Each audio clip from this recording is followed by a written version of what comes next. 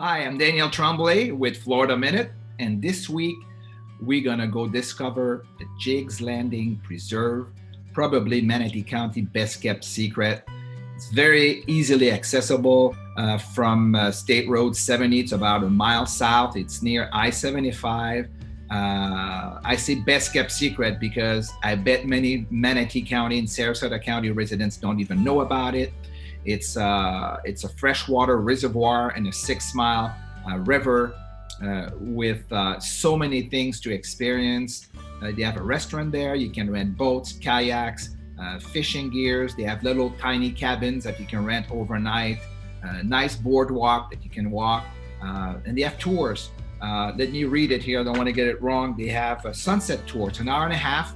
It's only $25. So, and they also have several times per day a reservoir tour for $20. So you don't need to take those tours, but if you take the tour, I did take one of the tour, and I made me appreciate Florida even better because from the water, it's a different perspective. The tour guide is amazing. She's amazing. So let's watch the video together. If you have any questions, comments, please leave them in the comment area. And until next week, you take care. Enjoy.